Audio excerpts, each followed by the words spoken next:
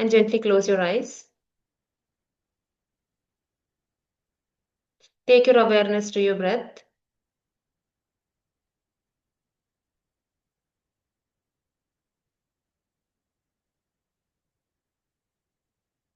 Be aware of each and every breath. Observe the stillness in the body.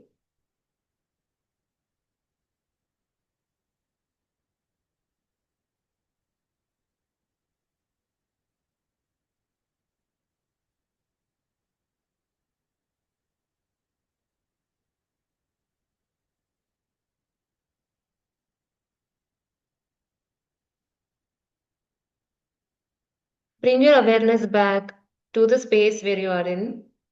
Join your palms in Anjali Mudra. I will chant the prayer. Guru Brahma, Gurur Vishnu, Gurur Devo, Maheshwaraha, Gurur Sakshat, Param Brahma, Tasmai Shri Gurave Namaha. Please rub your palms, warm them enough. Cup them over your eyes. Lower your palms and gently open your eyes. Hari Om, everyone, and welcome today. So today we are going to discuss one of the very most important asanas, which are backward bending asanas, and we're going to also see Surya Namaskar today. So the plan is to first go through the theory part of the asanas, which are backward bending asanas, and then the Surya Namaskar, and then I will play the video of those asanas so you can have an understanding of how to get into the posture and how to get out of the posture. And then after that, both for backward bending asanas and for the Surya Namaskar. And then we are going to practice all the asanas together. Everyone can do it together. Okay. I'll start sharing my screen.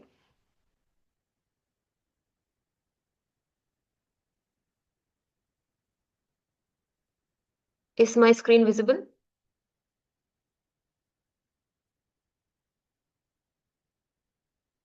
Yes, ma'am. Okay, one second. Yeah. Okay. So backward bending asanas are the most important from my practice as a teacher and as a student. I'm continuously we are not only teachers but we are students as well. So backward bending asanas, because these are most important, I want that everyone who is attending the live session grasp these concepts. So we will try to make this more interactive, which means if you do not understand, you can ask me question so that I can provide you clarity around that subject. Okay? Now, first, yesterday we have seen about the structure of the spine, and we have seen the spine consists of the vertebra and the intervertebral discs, and these are stacked. This is what the spine is called as. Now we will see the different movements and we will see what happens to the spine in different movements.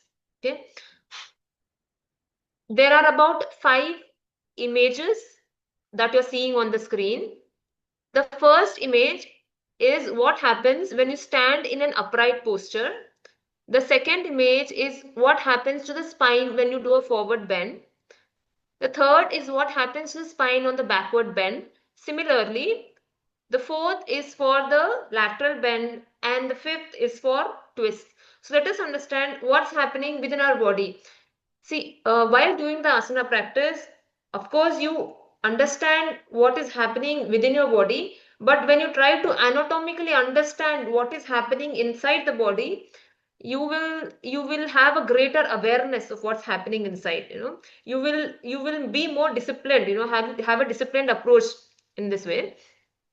So let us see what happens. So the white, what you're seeing in the on the screen, between the white is a green image in circular. That is the intervertebral disc, which contains a fluid, which contains the fluid which is called as nucleus pulposus. And yeah, in the standing upright posture, you see that there is not much compression happening on the intervertebral disc. So intervertebral disc is a disc which is between the vertebra. Vertebra is a bony structure. Disc is soft. It has soft gel because it's a soft structure. Okay. In the standing position, there is not much compression that is happening. Let us look at the second image where there is a forward bend. In the case of forward bend, there is maximum compression happening in the front side of the disc. Okay. So when there is a compression happening on the disc, there should be a decompression also happening. Okay. In the backward bending, if you see, the decompression is happening. If you see the image here, I'm not sure if you can see when I'm placing the cursor around. In the first image, there is a compression happening in the front portion. So yesterday when we discussed, we have seen the anterior portion and the posterior portion. The anterior portion consists of vertebra. These box-like structures that you're seeing in the second image are the anterior portion of the vertebra. So in the case of forward bend, there is a compression of the disc happening in the forward area. Because in the backward there are still bony structure, which means in the posterior portion there is a bony structure, it may not go to the maximum. So even if you see backward bending, there is not much compression that will happen when compared to the forward bend. We will look at more in terms of percentages as well in the next slide. In the side bend, the compression will happen to the sides, either of the side, whichever you are bending. In the lateral bend, the compression in the disc happens to that side. And in the twist, there is a even compression. There's an even compression when you take a twist, and then when you come back to the front, it gets decompressed. Okay. So these are the movement of the discs in while there is a movement in the vertebra. We will see maximum angles of the spinal movement. So here, what you see 60%, let's take the first image. The first image is a forward bend. You see 60%, 45%, 40%. Now here we are trying to understand what is the maximum spinal movement, and the greater the angle of the spinal movement, the maximum is the compression. Here we are looking at what is the compression, what's the percentage of compression that is happening in each of the movements, which is forward bend, backward bend, lateral bend and rotation. In the forward bend, if you can see, maximum angle of the movement happens in the lumbar area. 60% is at the lumbar, 45% is in the thoracic and 40% is the cervical. So this means, as I said, maximum the percentage of the angle of the spinal movement, maximum is the compression that is happening. Now coming to the back bend, the maximum compression will happen in the cervical area and the least will happen in the thoracic. In the side bend, again the maximum compression happens in the cervical area. In the rotation as well, the maximum compression happens in the cervical area back again. So the reason why we have included this while we are discussing the back bend asanas are because when you are doing forward bending asanas, you are compressing the spine, which means you are compressing the intervertebral discs. And if one does not have a strong back muscles and the strong abdominal muscles or a strong core, they tend to damage their lumbar area. Okay. So this is the importance of back bend asanas. They actually strengthen the back muscles, because of which the entire spine is supported.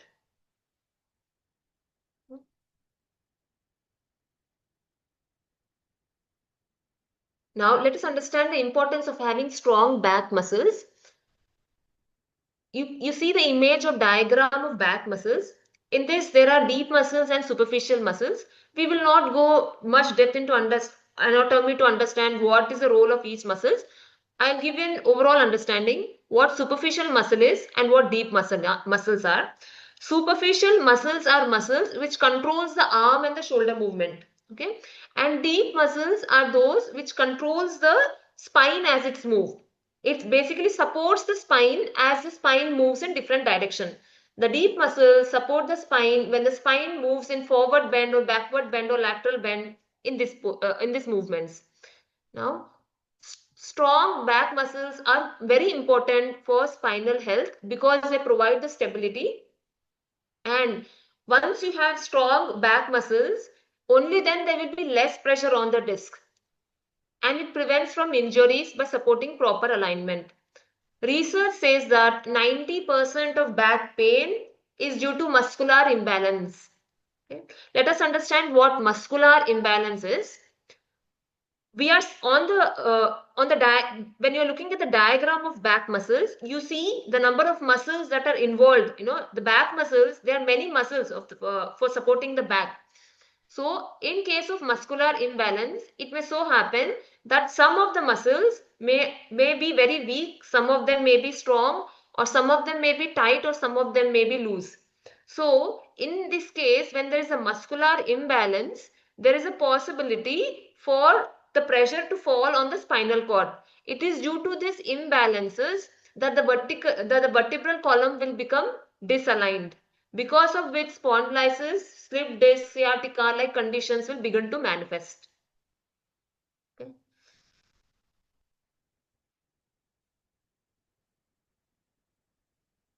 We'll look at the benefits of the backward bending asana. First, backward bending asanas are also chest opening asanas. So anybody who is introvert by nature, it is helpful for them because there's chest opening asanas will try to make a person more extrovert. It stretches the abdominal muscles and tones and strengthens the muscle controlling the spine. So it has both, it works on the abdominal, it stretches the abdominal muscles and strengthens the back muscles.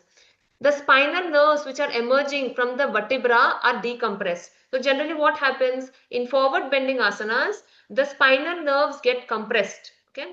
So when you again move into a backward bend asana, these spinal nerves will get decompressed.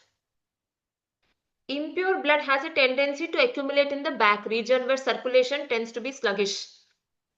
When you stand, let's suppose you are not doing any asana, and there is, so if you're not doing any asana, the impure blood which has a tendency to accumulate in the back region, this will cause inflammation. Basically, this will cause inflammation and pain in the lower back in the lower back. So asanas will help to circulate and purify and enrich the blood in the spine, in the back especially. These are the benefits. Now coming to backward bending asanas, we are going to see 7 asanas today. Saral Bhujangasana, which is easy cobra pose, Bhujangasana, cobra pose, Ardha Shalabhasan, half locust pose, Shalabhasan, locust pose, Saral Dhanurasan, easy bow pose, Dhanurasan, bow pose, and Kandarasana, shoulder pose. So, any questions on this subject of what we have discussed just now? Is it clear? Are you aware of what's happening inside your spinal cord when you're doing the forward movement, backward movement? For this topic, at least I want to make it interactive. The reason why I'm trying to make interactive is because there are a lot of teachers who do asanas. Sorry, not teachers. I'm not talking about teachers. New practitioners do asanas, a lot of forward bends. They may not even know whether they have strong back muscles, whether they have strong core or not, and they just go into excess of forward, intense forward bending asanas, which may have an injurious effect in the long run. May I request everyone ma'am to please switch on their video? Ma'am अगर disc bulge है C4 C5 में तो Video, backward video, video, video. Who is speaking? Okay yes ma'am Kajal here Yeah. अगर forward bend नहीं backward bend नहीं कर सकते ज्यादा C4 C5 में डिस्क बल्ज है तो फिर हम क्या कर सकते हैं Disc bulge, देखो, ये जो आसना जो हम discuss, I'll put it in English. So the question is, she has a disc bulge and she's saying how can we do the asana practice. depending on how serious the condition is, the doctor can tell you whether you can do the asana or whether you cannot do the asana. Now if the doctor tells you that you can do the asana, then you will have to see what asanas that you can do to strengthen the back muscles. If you already have that condition, you cannot strengthen your core. See, to support the entire spine, you need to have strong back muscles and a strong core. Okay, now if you have a back condition, you should improve on developing the back muscles. We are going to do a test today to see whether you have a strong back muscle or not. Okay, I hope your question is answered, Kajal ji. Yes ma'am, thank you. Actually back muscles तो strong करने के लिए backward bending करनी पड़ेगी थोड़ी बहुत, but वो backward bending करते टाइम पेन होता है एक्चुअली। हाँ, तो देखो, exactly condition, we do not know what is the exact condition. So doctor can only tell you whether you can do the asana or not, depending on how severe it is. Now, if you're telling that even if it is happening in the backward, we do not know how much is the compression, you know, how serious it is. We cannot say unless and until the doctor suggests. Just take the consultancy of the doctor to understand whether you can do the asanas or not. So the asanas that we're going to see today, backward bending asanas, it will be helpful in developing the back muscles. But again, in certain conditions, देखो, Kajal ji, you can do only a few backward bending asanas if you have this condition. You can do like Saral Bhujangasan or Ardha Shalabasan. You can do this to strengthen your back muscles. But don't do complete bhujangasan or do not do shalabasan. This one you may prefer to not do, and do the easier version of these back bending asanas. Okay ma'am, thank you. Namaste, ma'am. I just have a Namaste. question. Prakashika here. Yeah. So, when we do this asanas, see, probably for the young, for the new people, they might not even know, right? Like they might not have any issues or anything for that. They might not know, but they want to do this kind of. So they'll not be able to do, especially the salabhasana. They will have issues with doing salabhasana. So, do we have to prepare some preparatory postures or some stretches has to be given for the back, the preparations? Before I answer this question, I will tell you in the Ashtanga Vinyasa style of Mysore style. Okay, they have series A and series B. The series A completely is forward bend only, completely forward bending. So most of the people will get injured because forward bending can be done only if you have strong back muscle. As a teacher also, it is very most important for us to make the back muscles of the students stronger and then give them the forward bending asanas. Okay, this has been my personal experience. I'm telling you out of my own personal practice. There are many yoga teachers who are suffering with back pain because they might have not known that they should know before doing forward bend, they should have a strong back muscles. Okay.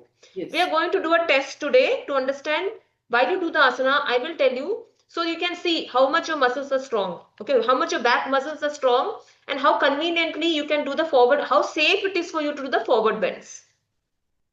Okay. So, because I have come across some students or some teachers, as you said, right? So they suggest this forward bending asanas, assuming, without understanding the background of what you beautifully explained now. Like, they think only for doing the backward bending, the muscles have to be strong. Okay, it's not even for the forward, that is very important, is something that is really very insightful and useful for us now. Okay, because we find the difficulty when some students do it. Okay, they might not have any injury or anything, but they don't have the flexibility, especially in the lumbar region or in the thoracic region. They might not have the flexibility, and when they overexert, immediately after that they complain about this back pain. So we restrict them doing that. So that's the reason I asked you, do we have to really do any, say, before doing salabhasana, anything to be done? Or for salabhasana, is bhujangasana can be taken as a stretch or something? Anyways, we'll do that today, ma'am. Thank you. Thank you We so are going much. to do it. We are going to do the asana today. So, yeah, I mean, the reason why I'm emphasizing is because I also had back pain, and I have done those practice. I'm telling you from my own example. I did not have a strong back muscle, and I used to do forward bends nicely. Janu Shirshasana, Paschimottanasana were my favorite asanas some time back. But now I limit them because now I understand. Just don't look at it superficially. Try to understand the anatomical part also, because when you understand that, you can give a more safe practice to the student. To the extent of knowledge that you keep gaining, you can be assured that you are giving a safe practice to the student. Today a student is coming to you, you're giving, someone is giving, some teacher is giving them good forward bends, but later, sometime, some months later or years later, they might experience pain. Yeah, understood. Thank you. Thank you, ma'am. Thank you. Any more questions?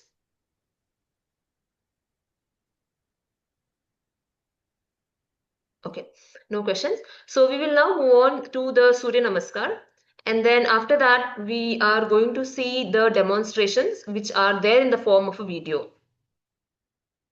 I'll start displaying the screen.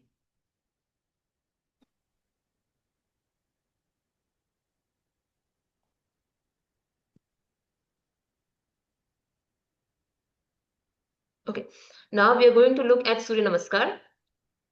The Surya Namaskar that we are going to discuss is the style of from the Bihar school of yoga. Okay. Surya Namaskar, Surya means sun and Namaskar means salutation.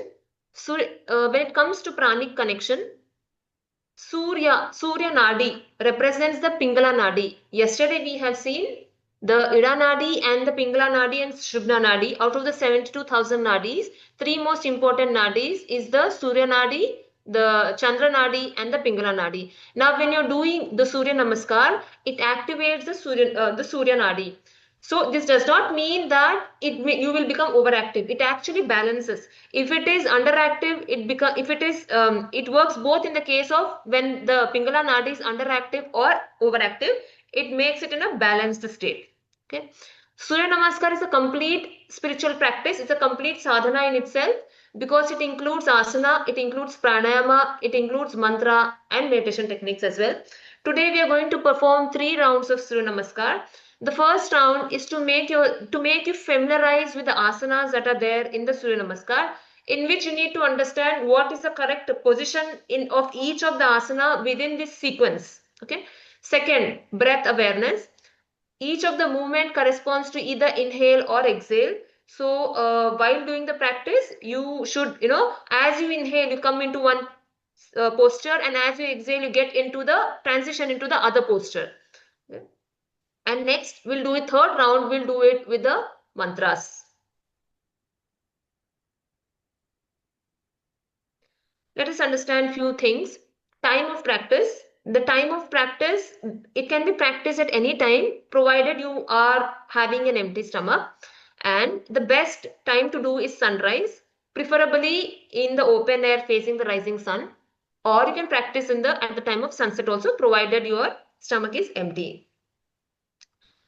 Before commencing the practice, just be aware of the entire body. Don't just jump onto the mat and start doing Surya Namaskar. Okay? When you come on to your mat and you want to initiate the Surya Namaskar, just be patient. Try to be aware of the entire body. Bring in the stillness in the body. Take a few normal breaths. Be aware of the floor beside under your feet. Be aware of the entire body, whether it's in straight or not, whether it's straight or not. Then once you're settled down in the standing position, then start doing the Surya Namaskar. Okay. Contraindications. Fever, acute inflammation, boils or rashes occur due to excess toxins in the body. So this is very, very important. If somebody is doing Surya Namaskar in the beginning stages, probably they must have just joined a class, and in that class Surya Namaskar is there, and they're doing 10 rounds or 15 rounds of Surya Namaskar. The beginner who is there may have a lot of toxins accumulated in his body. So if there are a lot of toxins accumulated in the body, and when a person performs Surya Namaskar, all the toxins will be circulated from the gut back into the bloodstream. Okay, so this will cause skin issues and this will also cause fever. But this comes again, I'm emphasizing this point because it comes from my own personal experience. Sometime around 10 years back, I was doing around 50 Surya Namaskar in a day. And before that period, I have not done the asana practice maybe for 1 or 2 years.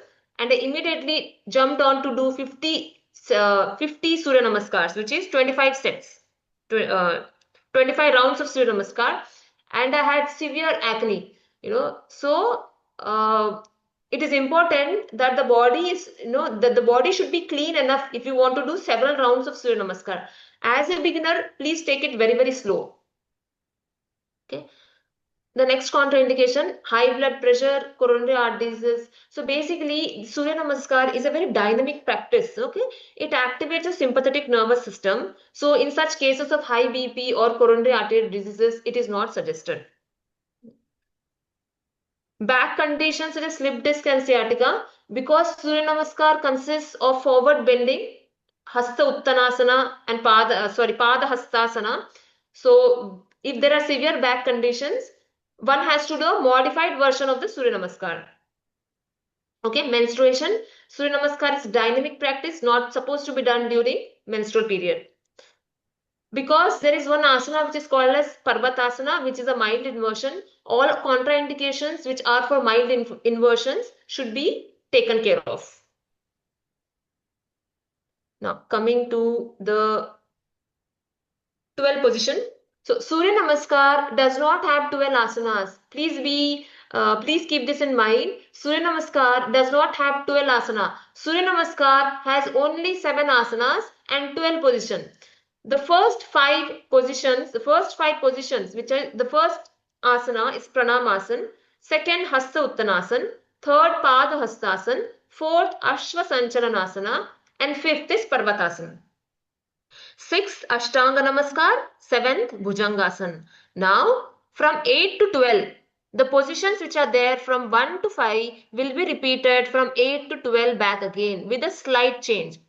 So for one round of Surya Namaskar, there will be 24 positions, which means 12 positions have to be performed initially.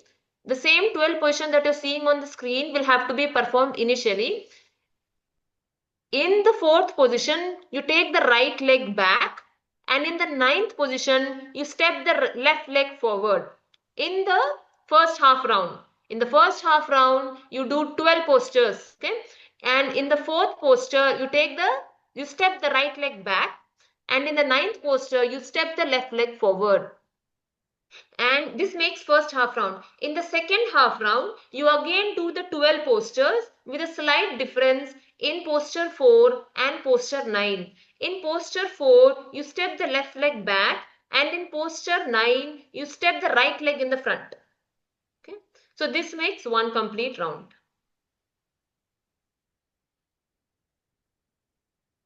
So Surya Namaskars can be done with mantras as well. So we will understand when to chant the mantra when you're doing the practice, because there is inhale exhale as well. So we will see how to do that. Surya Namaskar is mantra charged ritual that harmonizes breath, movement and sound to awaken the prana. So when you are chanting these mantras, there are different vibrations within your body, because of which chakras get activated. One of them is the Manipur chakra, which gets activated. And with regular practice, it brings in balance between both the solar and the lunar energies, which is Ida and the Pingala Nadi. How to practice?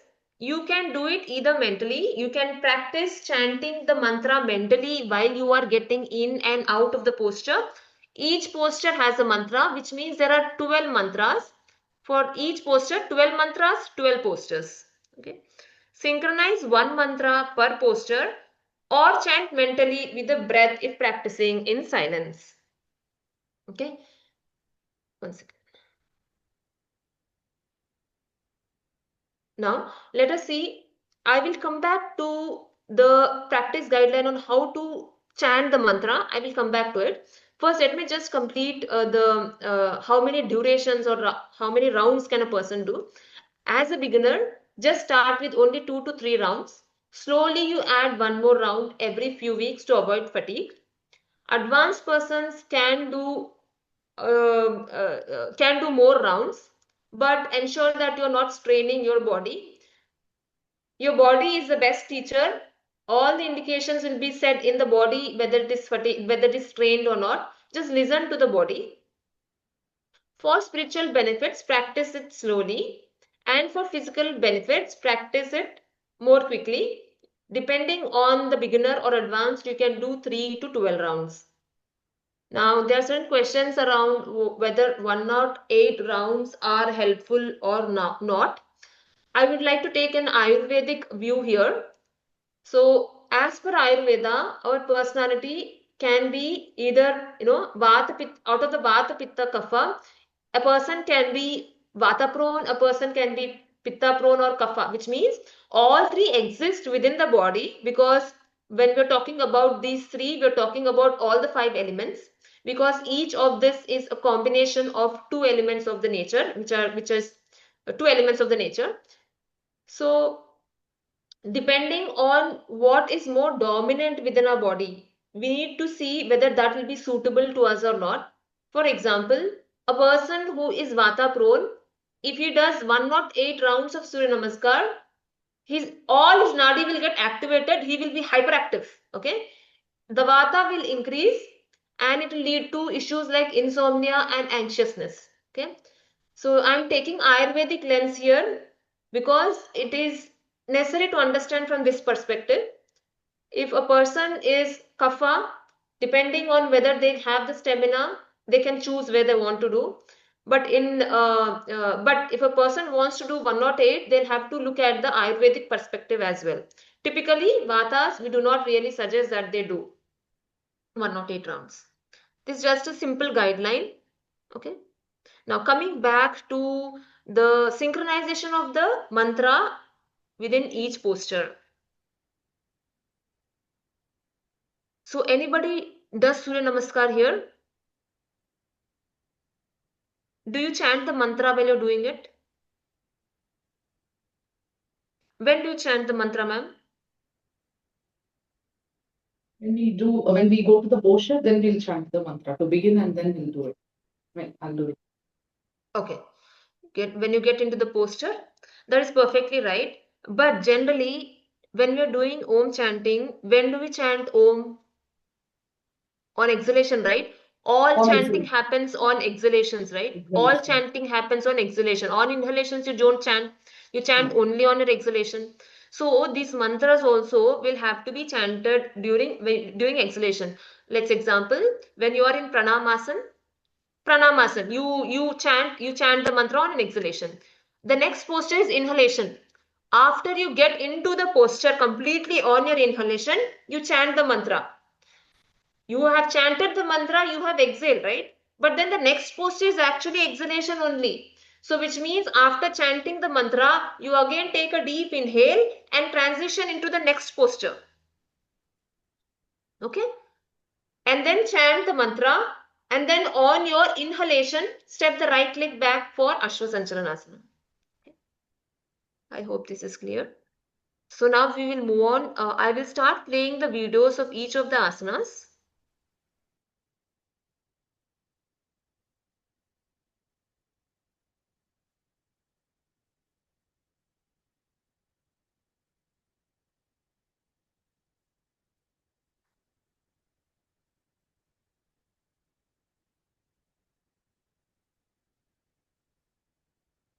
So we will first go ahead with Saral Bhujangasana. I'm not sure if the audio will be. 1 second. Let me stop sharing the screen. Start sharing the screen again. You can click share sound, ma'am. Sound, sir. Yes, yes, sir. I've seen, sir. Yes, sir. I'm just doing that.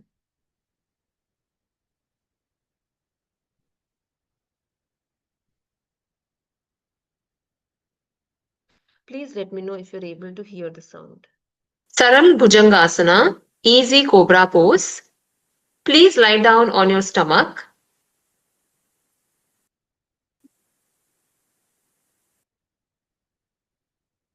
Your forehead should be resting on the floor.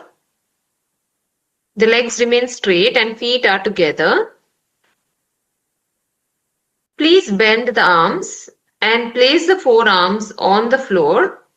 Palms are facing downward each side of the head.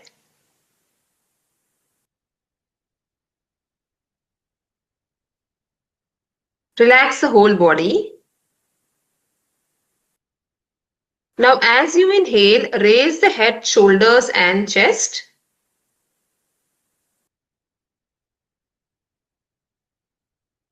The elbows, forearms and hands will remain on the floor. This is the goal pose. You can take here few breaths.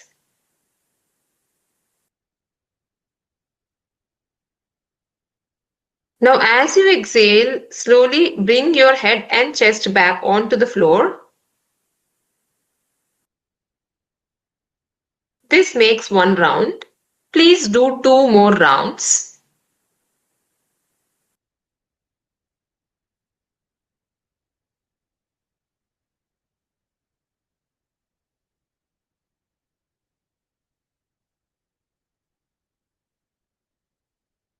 Exhale, release.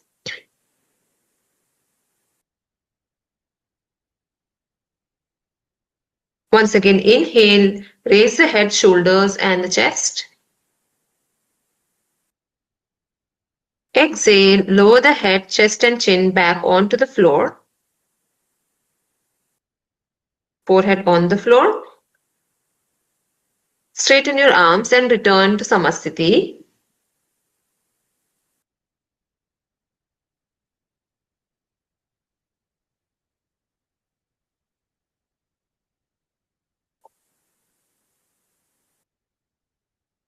Relax. Hari Om. I hope the audio is clear.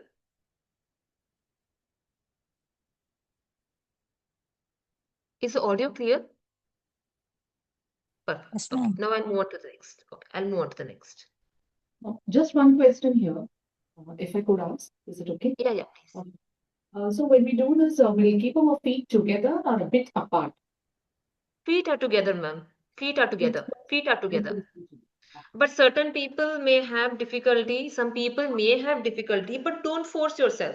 See, if person has if they cannot for any reason, if they in case of people whose thighs are bigger comparatively, for them it may be difficult to bring their feet together, right? So it is okay even if it is slightly apart, that's okay, but don't compress, and your entire focus should not be on your feet. Your entire focus should be on the upper body, because that is the area being targeted in this asana.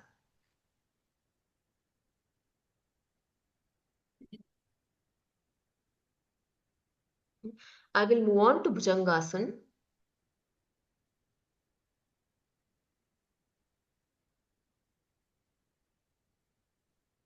Bhujangasana, cobra pose. Please lie flat on your abdomen.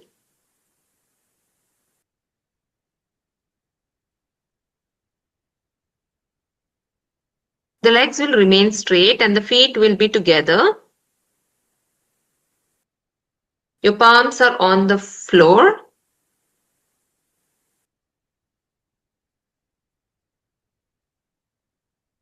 Now position your arms in the front so that the elbows point backward and palms are to the sides of the shoulders. Rest your forehead on the floor and close your eyes. Now as you inhale, raise the torso.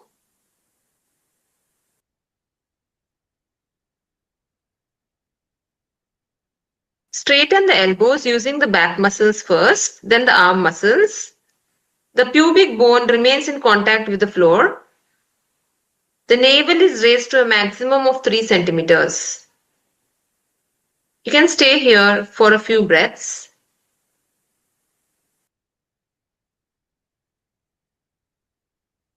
Now as you exhale, lower the torso. Bend the arms, lower the navel, chest, shoulders and finally the forehead on the floor. This makes one round. Please repeat 2 more times.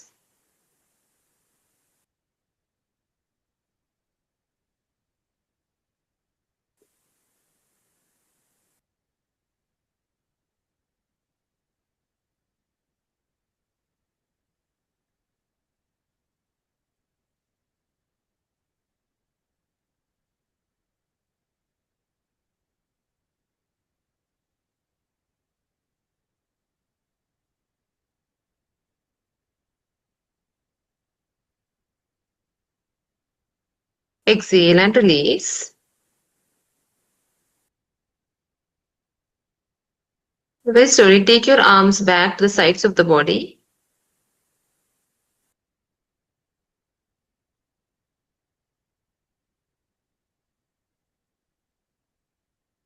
Relax in Samasthiti.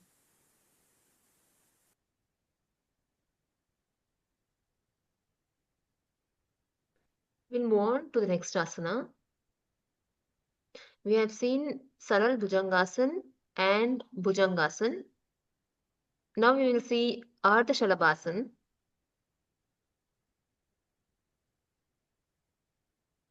Ardha Shalabhasana, half locust pose. Please lie down flat on your stomach.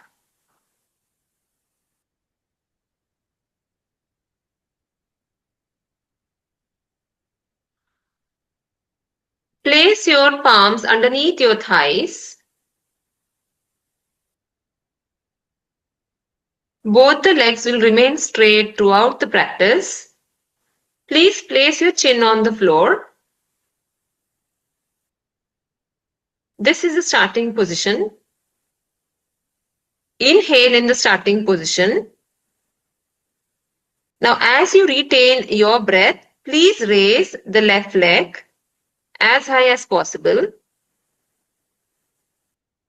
This is the goal pose, Ardha Shalabhasana. You can stay here with your breath retained in. Now, as you exhale, lower your leg back onto the floor. Repeat the same movement with your right leg. With your breath retained, raise the right leg up as high as possible. Now, as you exhale, lower the right leg back onto the floor. This completes one round. Please do one more round.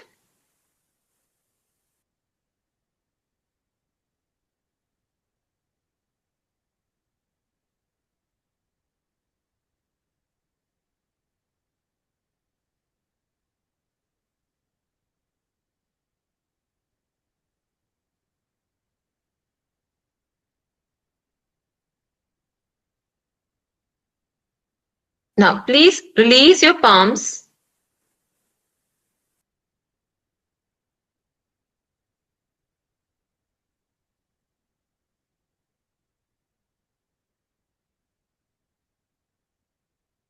Please release your palms and take them out in the front. Place your palms over each other and rest your forehead on the palms.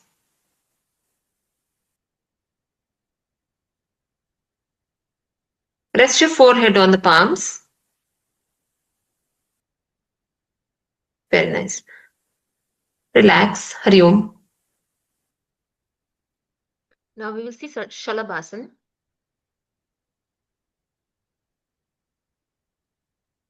Shalabhasana, locust pose. Please lie down on your abdomen.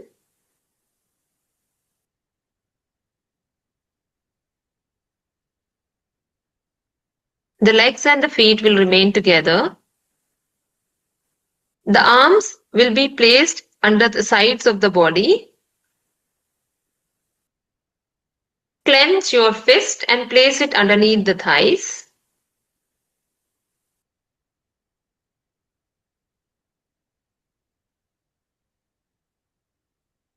Close your eyes. Stretch the chin slightly forward and rest it on the floor.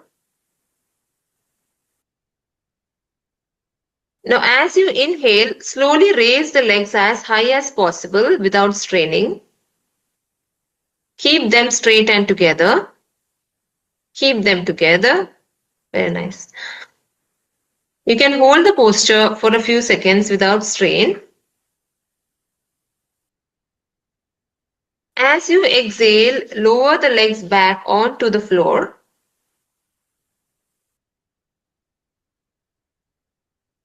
This is one round. Please do 2 more rounds.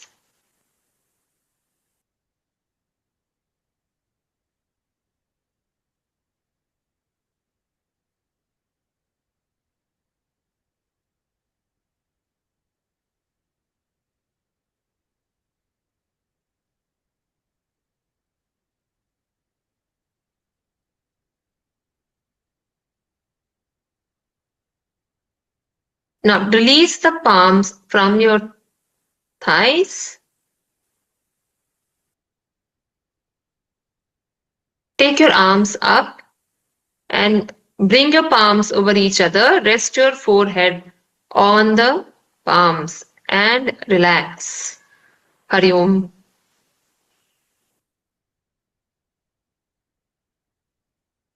So we will now move on to Bhujangasana, Saral Bhujangasana, Saral Dhanurasana. Yeah. Saral Dhanurasana. Saral Dhanurasana, easy bow pose. Please lie down on the abdomen.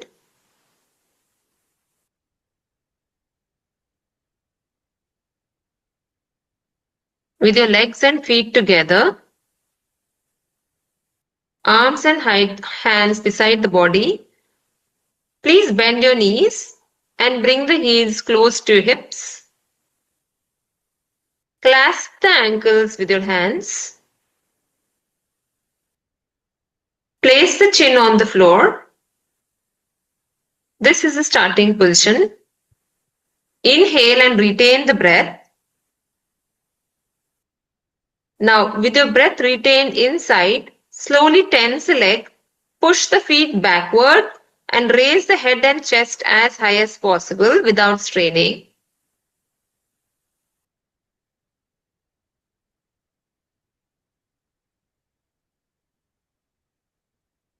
Now, as you exhale, return to the starting position by releasing the chest and head back to the ground and releasing the legs as well. Relax and return to normal respiration before we move on to next round.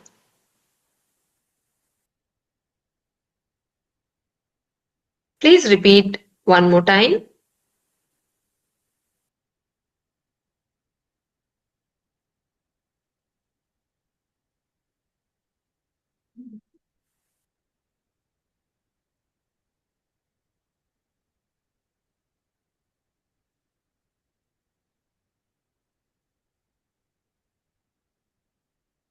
Relax, take your arms out in the front.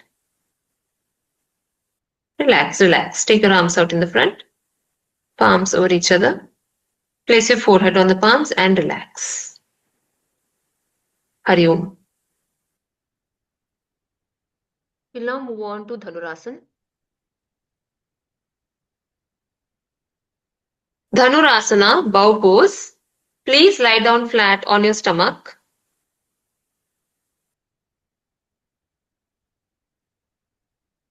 Your legs and feet will remain together. Please bend your knees and bring the heels close to the hips. Clasp the hands around the ankles. Place the chin on the floor. This is the starting position. Inhale and retain your breath in the starting position. And now very gently tense the legs and push the feet away from the body. Arch the back, lifting the thighs, chest and head together. Keeping the arms straight. This is the final position. On your next exhalation, relax the leg muscles, lower the chest and head to the starting position. Release. Straighten your legs back. This is one round. Please do one more round.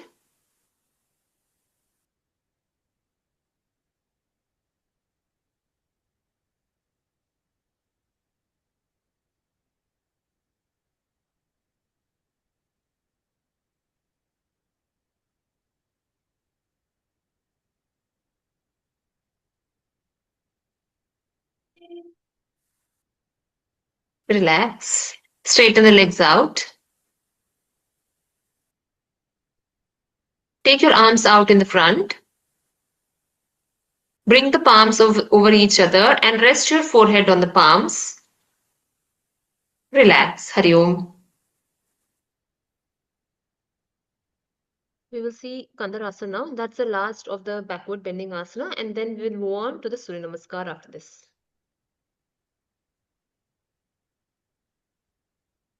Kandarasana, shoulder pose. Please lie down on your back.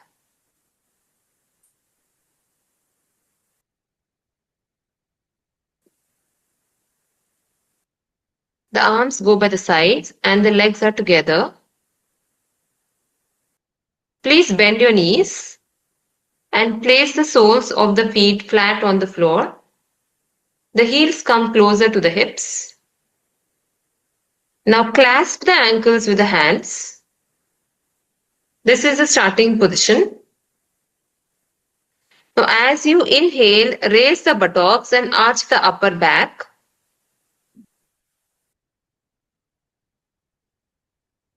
Raise the chest and navel as high as possible.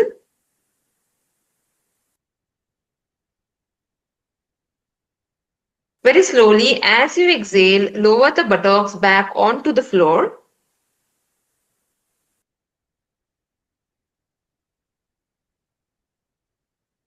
Again, inhale, raise your buttocks and arch the upper back.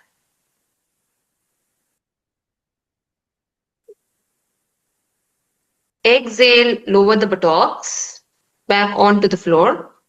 Please repeat one more time.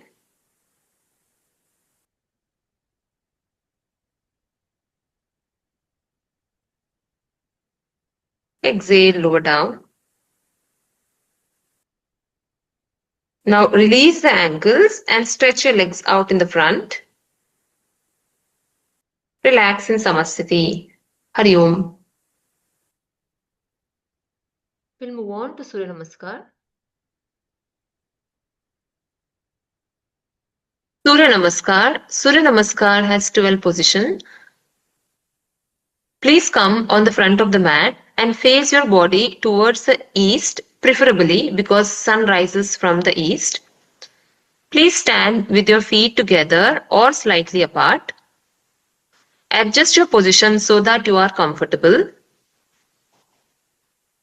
Now, please join your palms in front of your chest in Namaskar Mudra, Pranayama. As you inhale, raise and stretch your arms with palms facing forward and arch the back, Hasta Uttanasana. As you exhale, bend forward from the hips and place your palms on either side of the feet to Pada Hastasana. Now, as you inhale, bend the left knee, extend the right leg backwards, raise your head and look upward to Ashwa Sanchalanasana. Now, as you exhale, step the left foot back in line with the right and raise your hips and lower your head. The body should form a triangle with the floor. Look towards your navel or knees in Parvatasana. Now hold your breath, lower the knees, chest and chin to the floor. To Ashtanga Namaskar, your hips will remain elevated. Now on your inhalation, lower your hips, push the chest forward and upward with the arms. Try to keep the abdomen closer to the floor, Bhujangasana. Now on your exhalation, raise your hips and lower your head. The body should form a triangle with the floor. Press the heels down to the floor but do not strain. Parvatasana. Now as you inhale, bring your left leg forward and place the foot in between the palms. The right knee is on the floor. Arch the spine and look up. Ashwasanchalanasana. Now as you exhale, step the right foot in line with the left. Raise your hips and bring your head towards your knees to Padahastasana. Now as you inhale, raise your torso and stretch your arms above the head. Arch the back, Hasta Uttanasana. Now as you exhale, straighten the body, lower the arms and join the palms in front of the chest in Namaskarasana. These 12 positions constitute half round of Surya Namaskar. We will continue with the second half round to complete one full round. Please join your palms in Pranayama. Inhale Hasta Uttanasana. Exhale Padahastasana. Inhale, bend the right knee, extend the left leg back. Look up Ashwasanchalanasana. Now step the right leg back in line with the head, coming to Parvatasana. Holding your breath, lower the knees, chest and chin to the floor. The hips remain elevated. Ashtanga Namaskar. On your inhalation, lower the hips and come into Bhujangasana. On your exhalation, raise your hips, lower your head to Parvatasana. Now on your inhalation, bring your right leg forward and place the foot in between the palms. Look up to Ashwasanchalanasana. Now on your inhalation, step the left foot in line with the right. Raise your hips and bring your head in towards the knees, Padahastasana. Inhale and raise your torso, coming back to Hasta Uttanasana. Exhale, straighten the body, join the palms in front of the chest in Namaskarasana.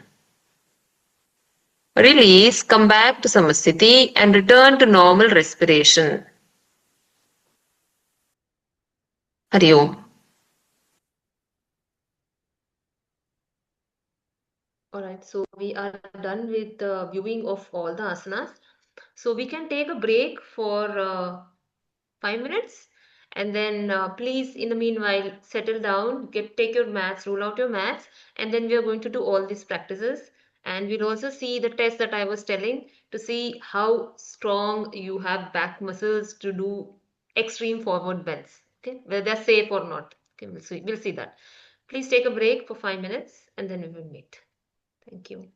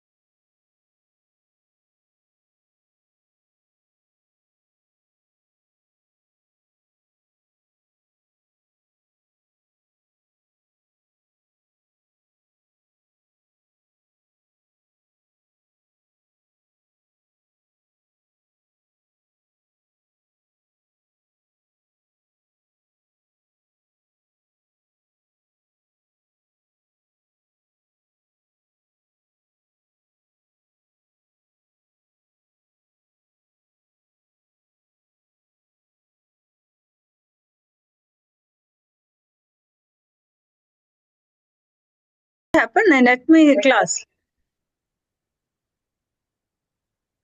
Yesterday anatomy class. Yesterday, no, ma'am. In the morning, yesterday we had 2 sessions, like until 12:30 we had only asana practice. Yeah, because my network, like, due to network, I just lost my connection. So I was thinking that an anatomy class be happened later on. No, we didn't have theory class. No, it was not done. So we had only morning session yesterday. So we will come on to our asana practice. We'll first start with back bending asanas and then we will move on to Surya Namaskar practice. I would request everyone to please settle down on your mats, come into a seated posture.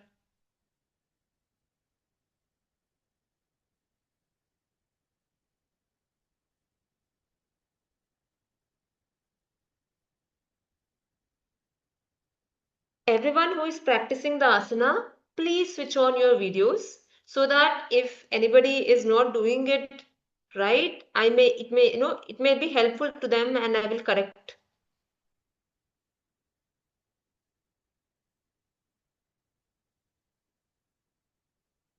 Okay, let's get started. We'll move on with the first asana, which is Saral Bhujangasana. Please lie down on your abdomen.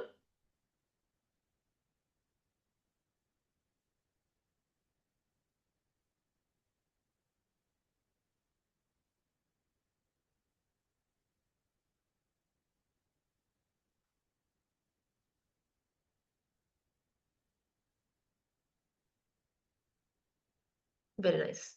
Lie down on abdomen. Take your arms by your sides. Place your arms by the sides. Place your forehead on the mat. Now bend your arms from bend your arms from the elbows. Yeah. Now bend your arms from the elbows and place them besides the shoulders. On your inhalation, lift your head and chest up.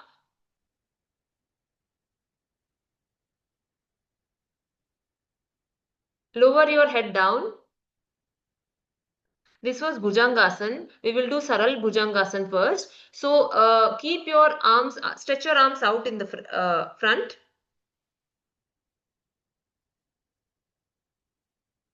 Now bend from the elbows and keep your elbows besides your chest.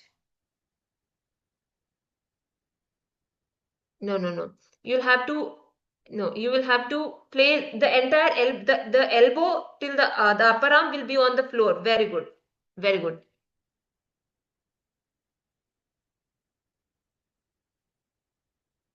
Yeah, with them, lift your head up. Very good. This is Saral Bhujangasana. Close your eyes and take a few deep breaths.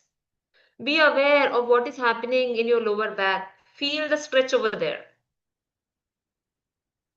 Shilpika ma'am, elbows on the floor. Elbows on the floor. We are not doing Bhujangasana. We are doing Saral Bhujangasana. Very good. This Saral Bhujangasana. Be aware of the lumbar area.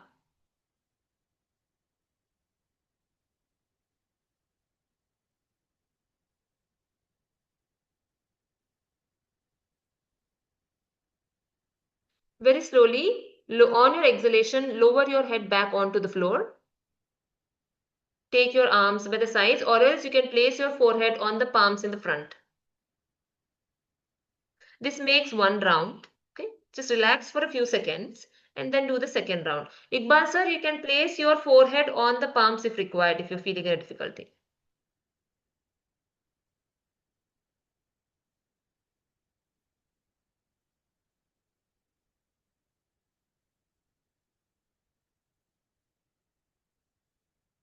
Now, please do another round. The elbows will remain the elbows will remain closer to the body. Don't take them away. The elbows will remain closer to the body.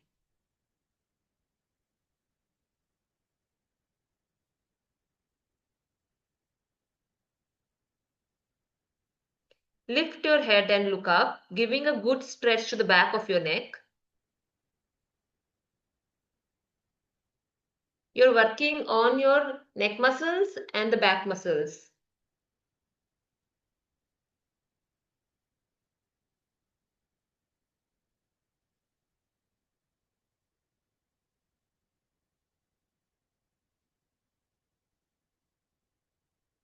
Relax. Lower your head down on exhalation and relax. Place your forehead on the palms stacked over each other. Relax in this posture.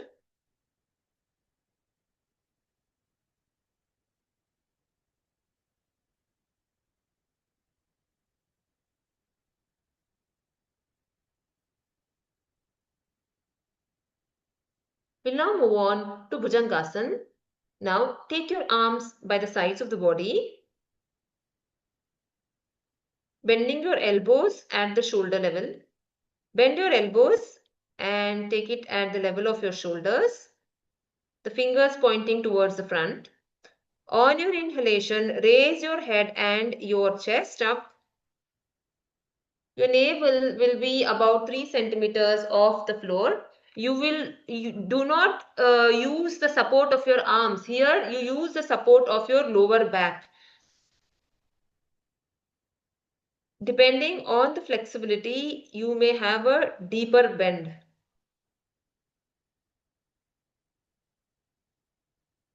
Exhale and release, come down. This makes one round. Please do one more round at your own pace.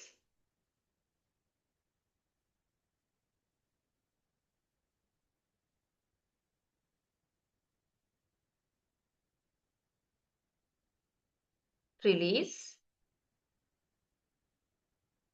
Please do 3 more rounds as well.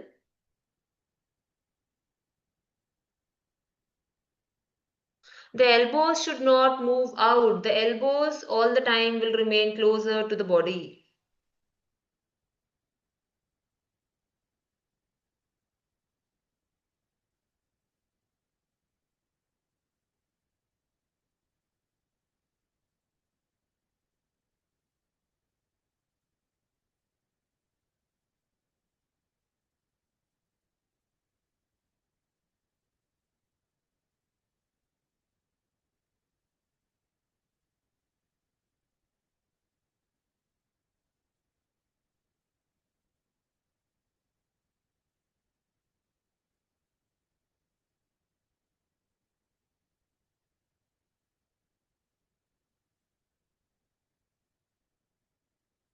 Once you're done, relax. Take your arms by the sides of your body. Roll over your back and relax before you move on to the next set of asanas.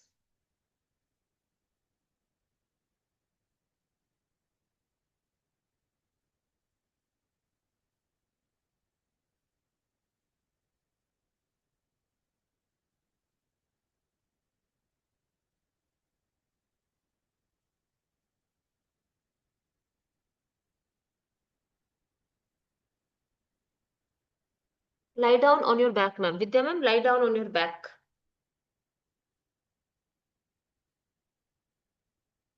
Yeah, lie down on your back for about a minute or so. Then we will move on to the next set, which is Ardha Shalabhasana and Shalabhasana.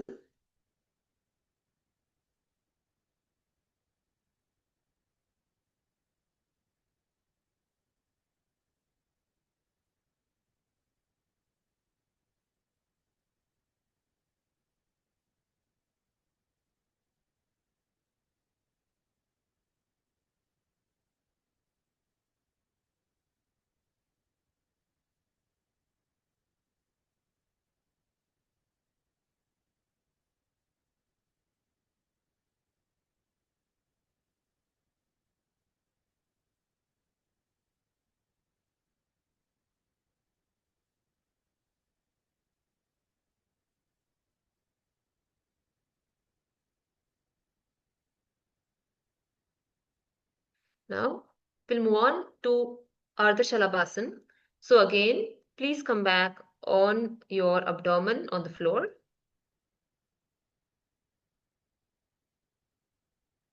Arms go beside the body. Tuck your palms underneath your thighs. You have an option here to make a fist with the thumb tucked in, or the palms can be flat beneath the thighs. Lift your head and place the chin on the mat. Inhale in this posture. Inhale in this posture. With your breath retained inside, Raise your right leg up as much as you can using the muscles of the back. So this is a test, an indicator. As if you can raise it higher, this shows you have strong muscles. Okay. Exhale and lower down.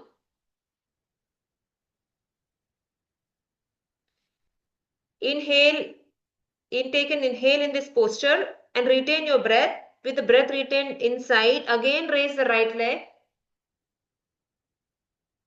Okay, some of them would, you have two options. Please do right leg 5 times, then left leg, or whatever you choose, do 5 times each.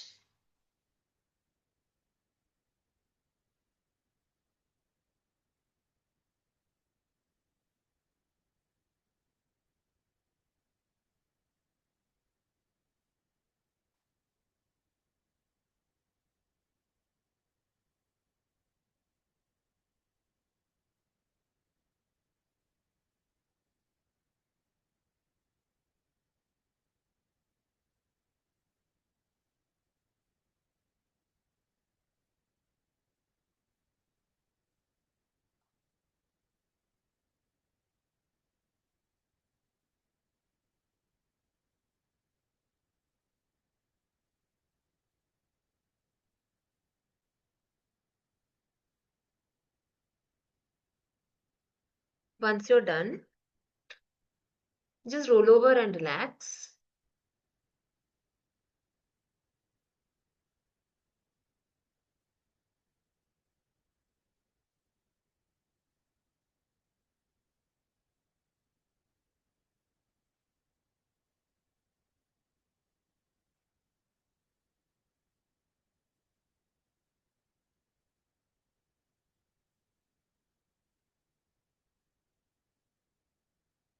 Once you're done, roll over and relax on your back.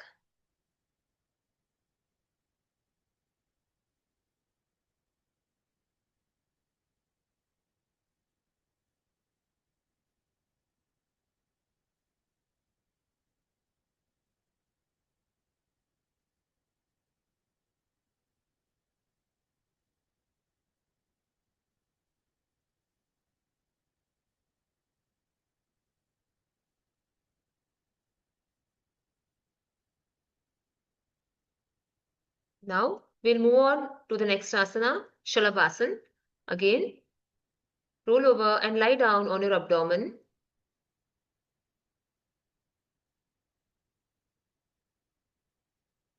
Please, arms by the sides of the body. Please make fist with your palms with thumbs tucked in and push your fist inside the thighs, underneath the thighs.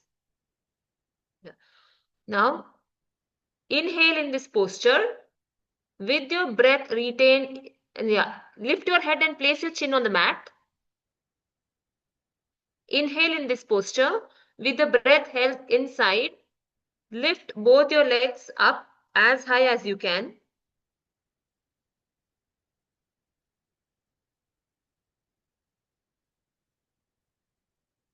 Hold as long as you can.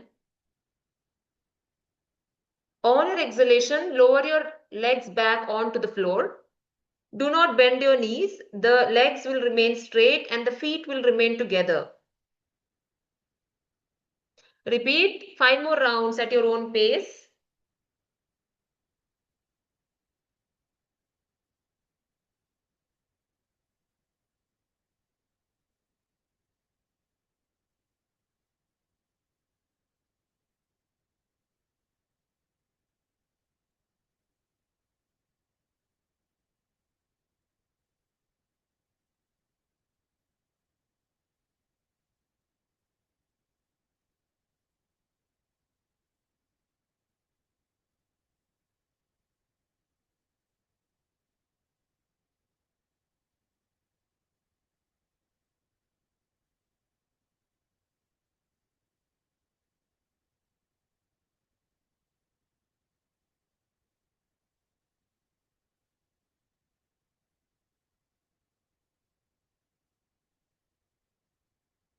Once you complete 5 rounds, you can roll over and lie down on your back.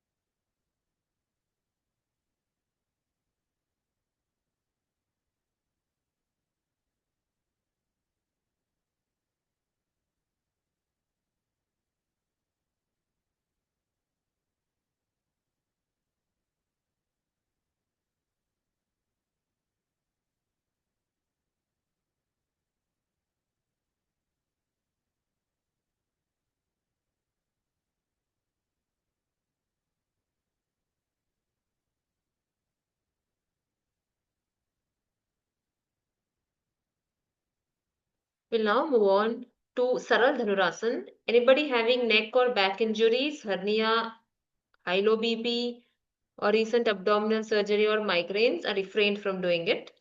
Please lie down back on your abdomen.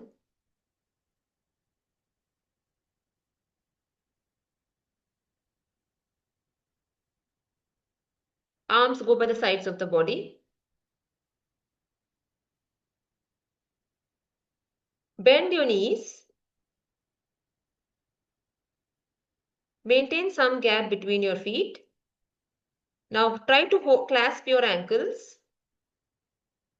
Inhale in this posture.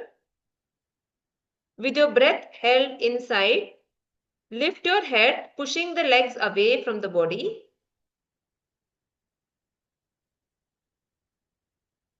Very good. This is Saral Dhanurasana. So it's only a mild lift. Exhale and release. Please do 2 more rounds.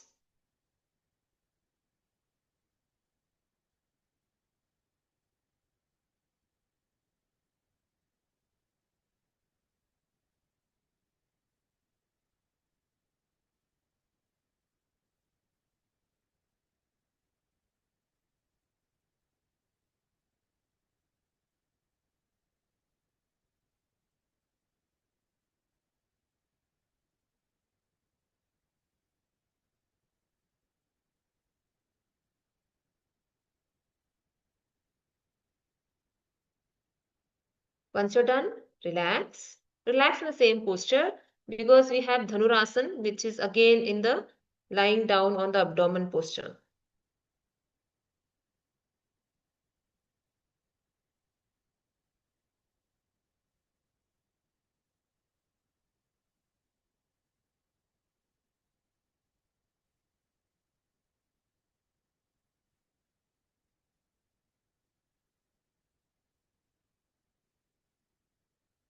We'll now do Dhanurasana.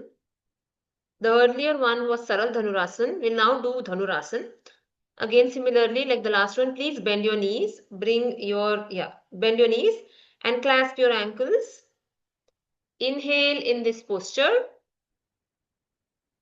And with the breath held inside, lift your head, chest up, taking your legs away. In Dhanurasana, you will balance your body on your abdomen. Please do not strain, do as much as you can. Exhale and release. Please do 1 more round.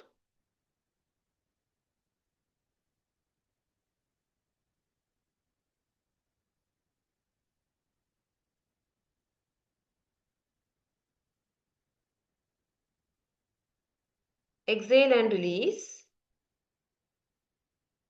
Relax in lying down posture. Take your arms out in the front, place your forehead on the palms and relax.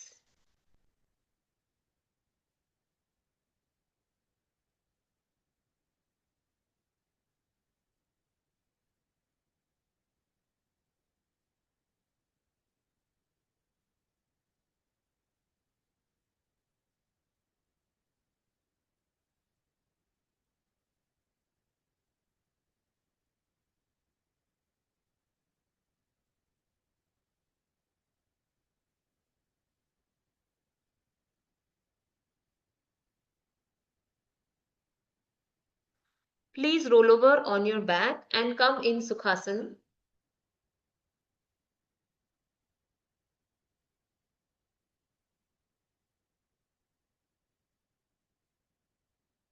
Stretch your legs out in the front. Come into Vajrasana, bending one knee at a time.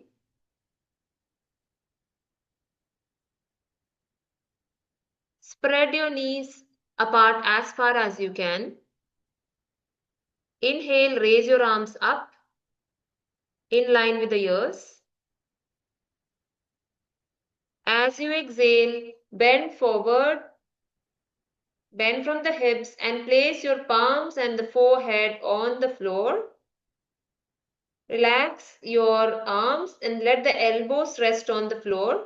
You're going to stay here for the next few minutes until I ask you to release.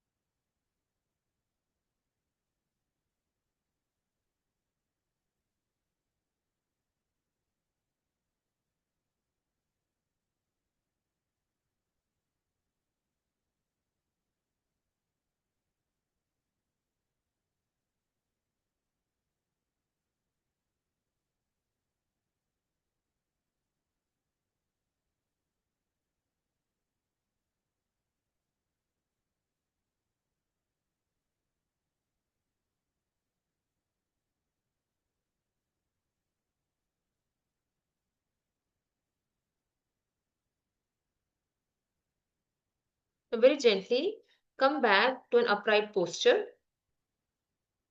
Stretch your legs out in the front and relax. With reference to backward bending asanas, we are left with Kandarasana, which we will do, and then we'll proceed with Surya Namaskar, 3 rounds. Okay. So now for Kandarasana, please lie down on your back.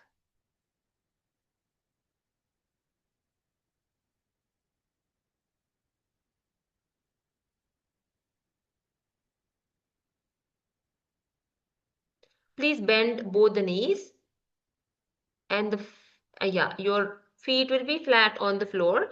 Bring it to the hips as closer as you can. Now clasp the ankles with your hands. Inhale in this position. This is a starting position. Inhale in this posture, and as you inhale, lift your hips up. Lifting your hips and upper back.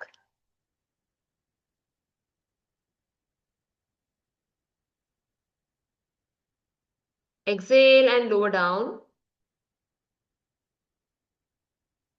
Repeat this 4 more times.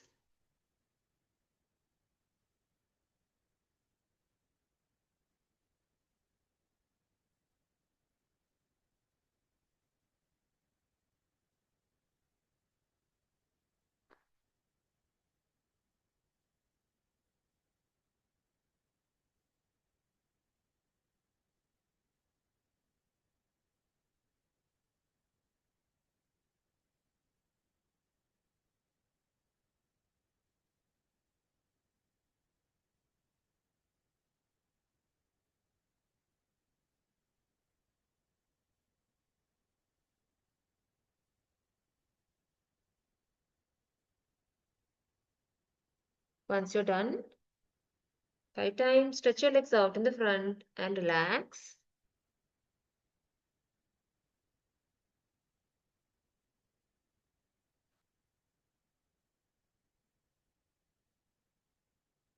Please bend your knees. Again, lift your feet off the floor. Place your palms over the knees and draw your thighs closer to your chest.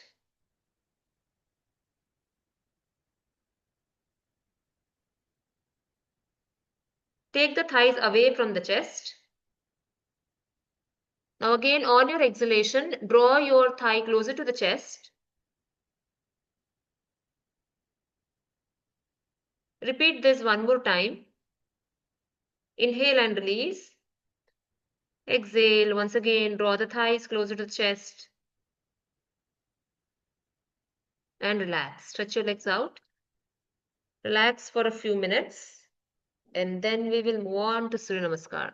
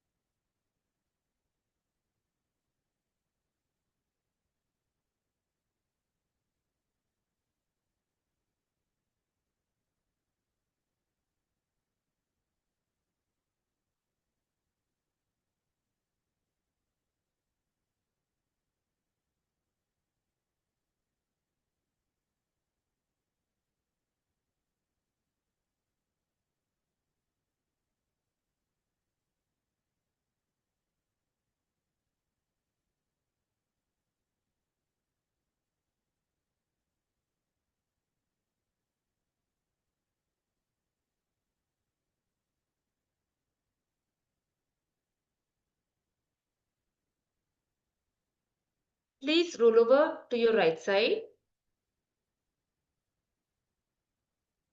Stay there for a few seconds. Gently come up in seated posture.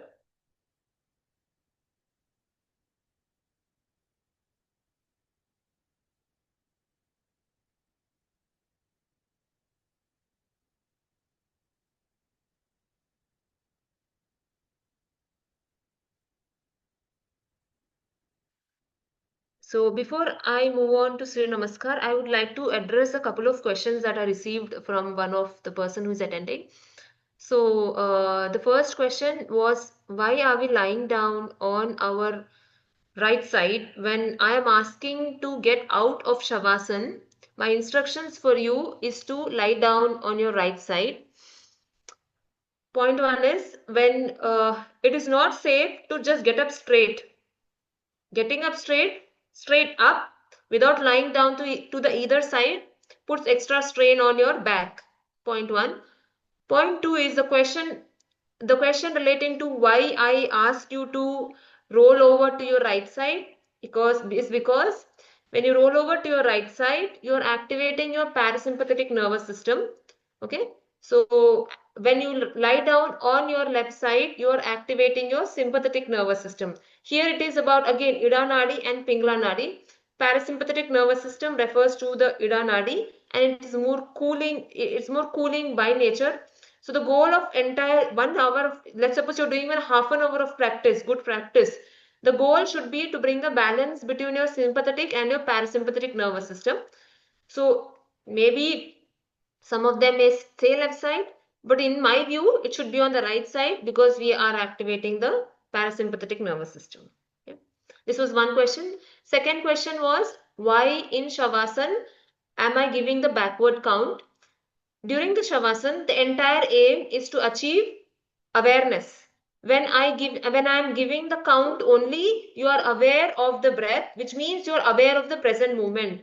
Had you not been set to count the breath, you may have dozed off. Okay, you might have gone to sleep also. If you are really tired, if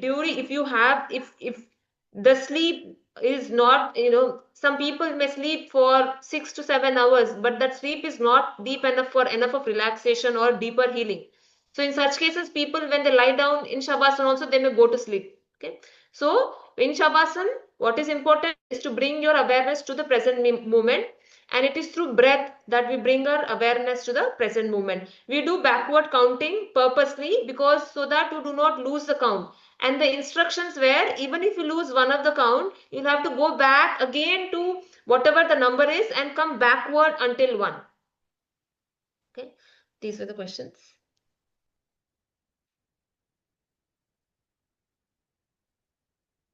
Okay, I think there was one more question also.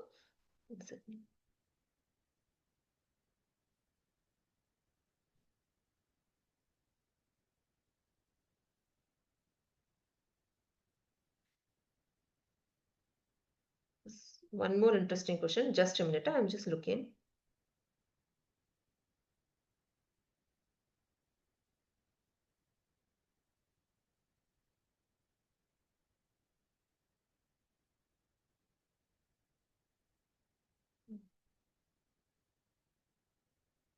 Okay. Not able to find that. If I find that, I will address in the next session. So if anybody has any questions, you may please ask, and then we'll move on to Surya Namaskar. Okay, all right. We'll move on to Surya Namaskar. So please come into a standing position. Please adjust your camera in such a way so that I can see you completely while you are on the mat.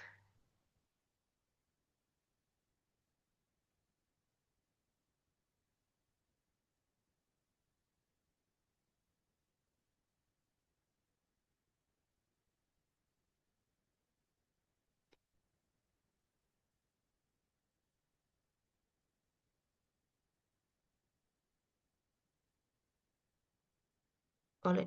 First, stand on top of the mat. Surya Namaskar has to be started from the top of the mat. Okay, not from the middle portion. You come onto the top end of the mat.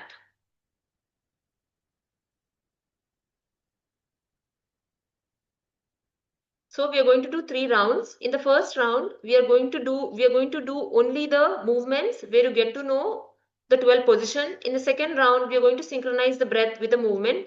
And the third round, we are going to chant the mantra and also synchronize your breath with the movement.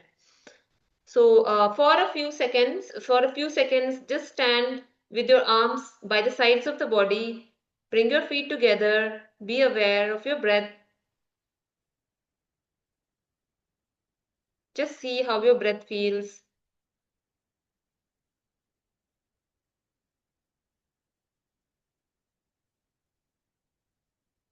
Feel the feet on the floor. Feel the ground beneath. Your weight should be balanced equally on both the feet.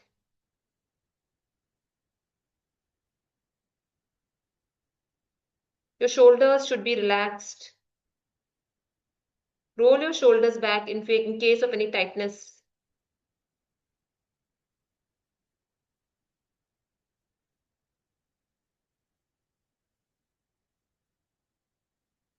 Now gently open your eyes. Let us start. Bring your palms together in Pranayama. Raise your arms from the front, palms facing towards the front to Hasta Uttanasana. You may slightly arch your back if you do not have any back pain. Now lower down from the front, from your hips, and place your palms beside your feet if you can. Otherwise, they can stay wherever they are.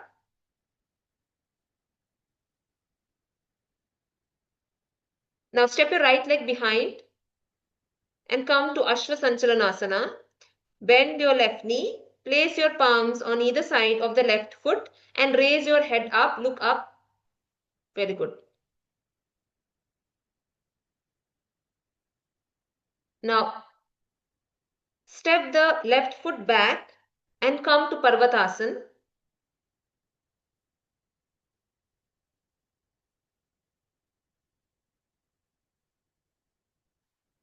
Lower your hips, knees and your chest onto the floor to Ashtanga Namaskar. Very good. Now, release the hips back onto the floor. Lift your chest and your head to Bhujangasana. Lift your hips back again to Parvatasana. Look at your thighs during Parvatasana. Step the left foot forward by bending the left knee. Placing the palms on either side of the left foot. Lift your head up. Now step the right foot forward in line with the left foot. Pada Hastasana. Come up to Hasta Uttanasana. Slightly arch your back if you do not have any back pain. Release and join your palms in the front in Namaskar Asana. This makes half round. Please repeat another half round. This time you will take in Ashwa Sanchalanasana, you will step your left leg back. Let us start. Hasta Uttanasana, raise your arms up. Lower down from the hips to Pada Hastasana. Step your left leg back to Ashwa Sanchalanasana.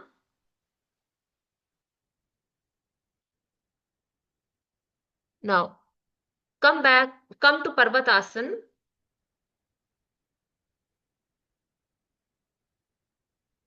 Lower your knees, chest and chin onto the floor to Ashtanga Namaskar.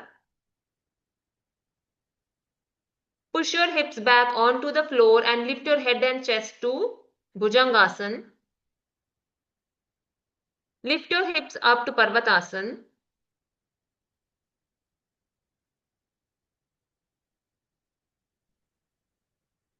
Step your left leg forward to Ashwa Sanchalanasana.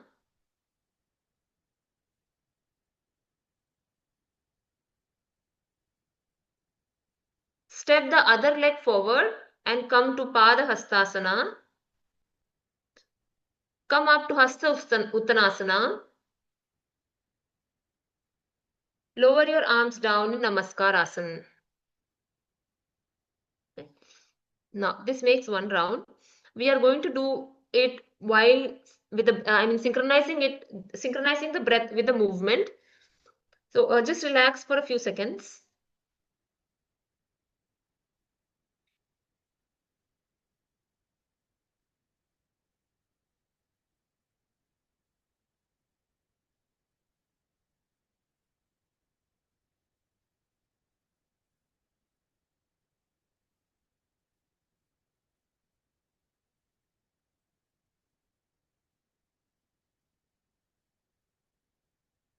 Arms to the sides of the body.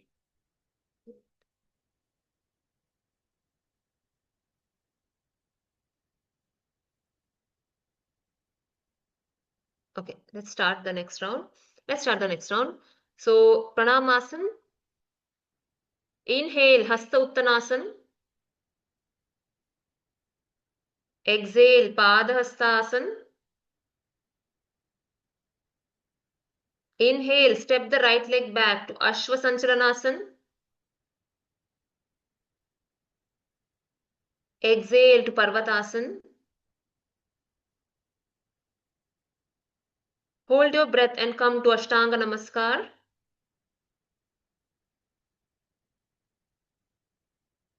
Inhale to Bhujangasana.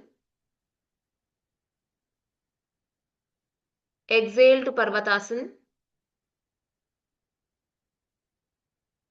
Inhale, step the left leg forward to Ashwa Sanchalanasana.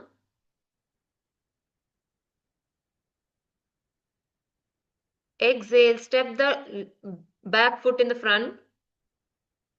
Inhale, Hasta Uttanasana. Exhale to Pranamasana. This makes half round. We will do another half round. Pranamasana. Inhale, Hasta Uttanasana.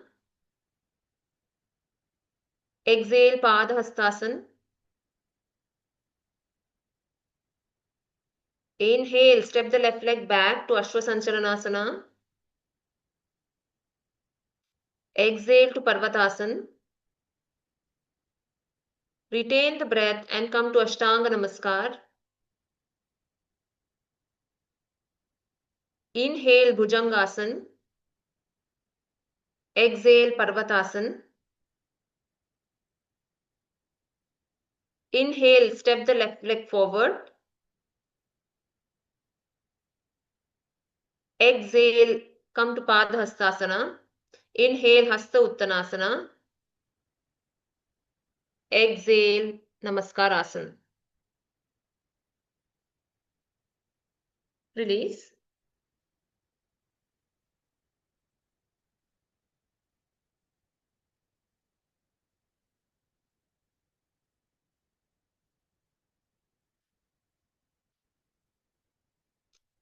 We will do one last round with the mantras. So, as I said, you chant mantras on the exhalation. In the postures that you are going to get into on inhalation, you chant the mantras after you get into the posture. And again, similarly, in the postures where you're going to exhale, if you think you can chant the mantra on your exhalation and get into the posture, well and good. Yeah. Pranayama. Please chant Om Mitraya Namaha. You can chant mentally or you can chant aloud. Inhale to Hasta Uttanasana. The mantra is Om Ravaya Namaha. Exhale to Pada Hastasana. The mantra is Om Suryaya Namaha. Inhale to Ashwa Sanchalanasana. Om Bhanave Namaha. Exhale to Parvatasana. Om Khagaya Namaha. Inhale to Ashtanga Namaskar. Om Pushne Namaha. Inhale to Bhujangasana. Om Hiranya Garbhaya Namaha. Exhale to Parvatasana. Om Mariche Namaha.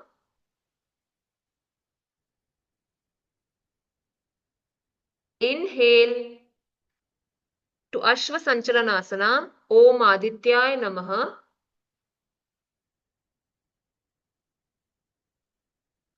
Step forward to Pada Hastasana. Om Savitre Namaha.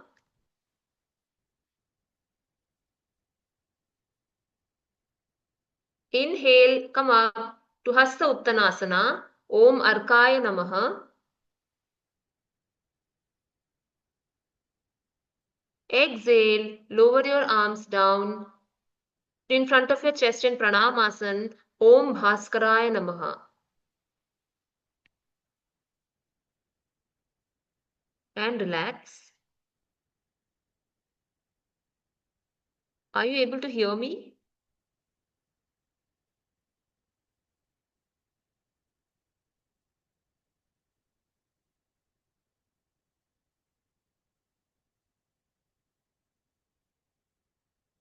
I see. Okay, you can hear me. I see some of the videos actually stuck, so I was wondering whether you're able to hear me or not. Okay. I'm actually not able to see anyone, so I don't know how I'm supposed to instruct because I don't see anyone on the screen. I I see images stuck. Okay, now I'm able to see. Perfect. Okay. Now we will do the other half round with the mantras. Pranamasan Om Mitraya Namaha. Sorry. Om Mitraya Namaha. Pranamasan. Hasta Uttanasan Om Ravaya Namaha. Pada Hastasan Om Suryaya Namaha. Ashwasancharanasana Om Bhanave Namaha. Parvatasana Om Khagaya Namaha. Ashtanga Namaskar Om Pushne Namaha. Bhujangasana Om Hiranyagarbhaya Namaha. Parvatasana Mariche Namaha. Ashwasancharanasana Om Adityaya Namaha. Padahastasana Om Savitre Namaha. Hasta Uttanasana Om Arkaya Namaha. Pranamasan Om Bhaskaraya Namaha. Please lie down in Shavasana for next few minutes.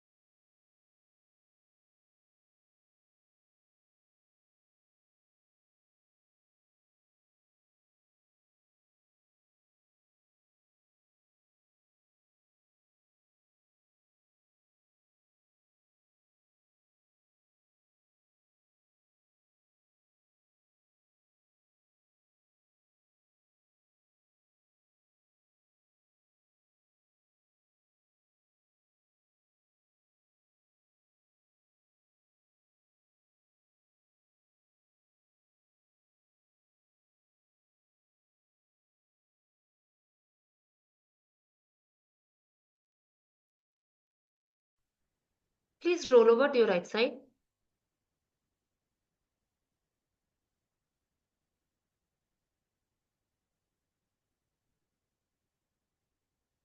Please come up to a seated posture.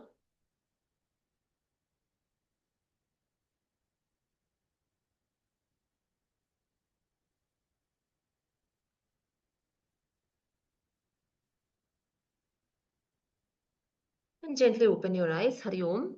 I said there was another question, right, which I missed. So the question was relating to Shavasana, whether a person who is having back pain, should they rest in Shavasana? Typically, for depending on the condition, if a person is having back pain, then we suggest that they rest in the abdomen on the floor position rather than Shavasana, because Shavasana may intensify the back pain further. Or if they want to lie down in a Shavasana, we can place a bolster underneath the knees. They can have a bolster underneath the knees so that there is not much pressure on the lower back. Okay. And in Surya Namaskar, let me just clarify. In the first half round, you step your right leg back in Ashwa Sanchalanasana, and then while coming, you step the left foot forward. Okay. And in the second half round of the Surya Namaskar, you first step the left foot forward and then bring your right foot in the front. I may have slightly, maybe I have not given right, maybe in one or two instances, but I'm just telling you, follow this pattern. This is the right one. Do you have any questions?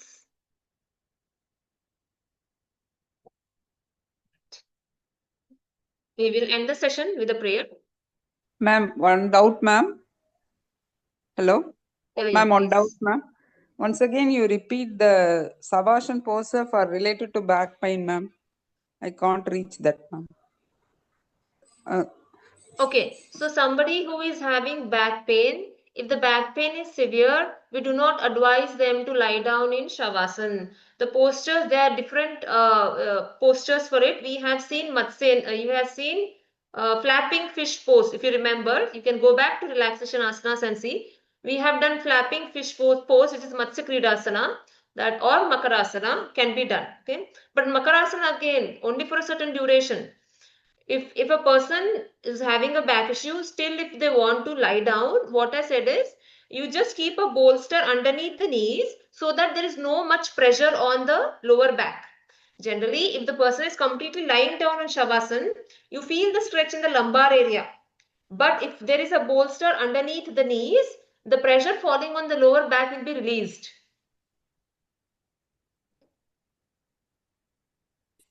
Okay, ma'am, I understand. Yes, Shilpika ji.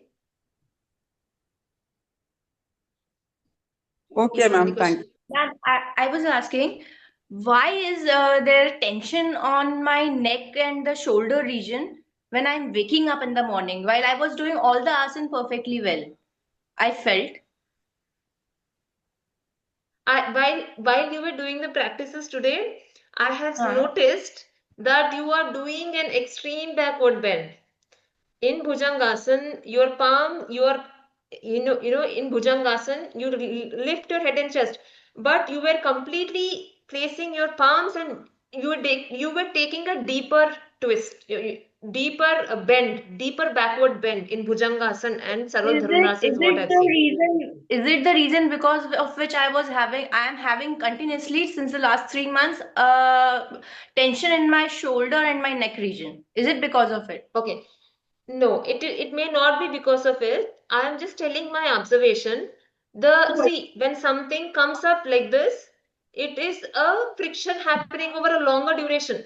Okay, it could be our lifestyle. Probably you are seeing the mobile phone for a longer duration. It could be anything. You are bending your head doing your work, or when you are working, your position may not be right. When you are working on a computer, your computer should be exactly at the level of eyes so that you don't have to bend forward. Just take care of it when you're working on the computer. Okay, exactly.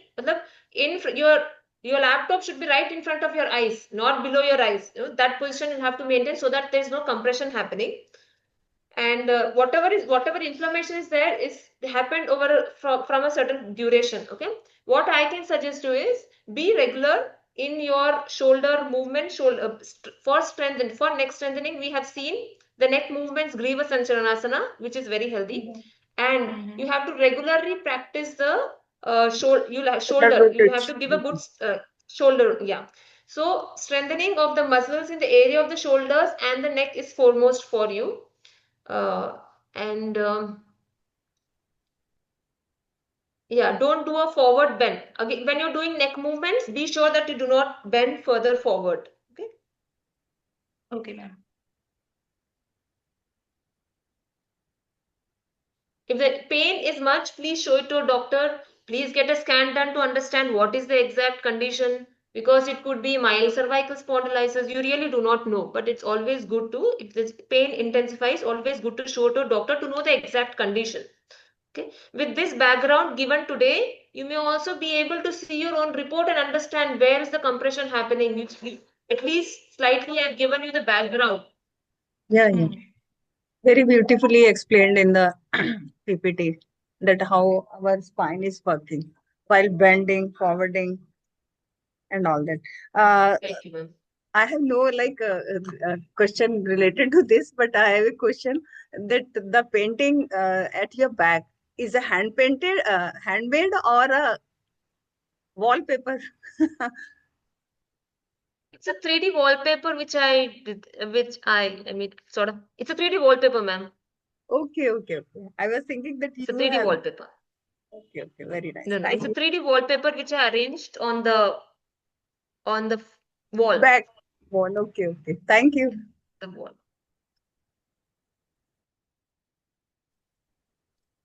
Any questions? Thank you, ma'am.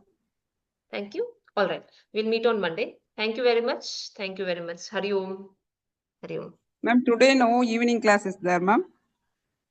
Balamurli sir said no, there is an evening class today. Sometime back, sir said. Okay. Thank you. ಧನ್ಯವಾದ ma'am. Sure. Thank you.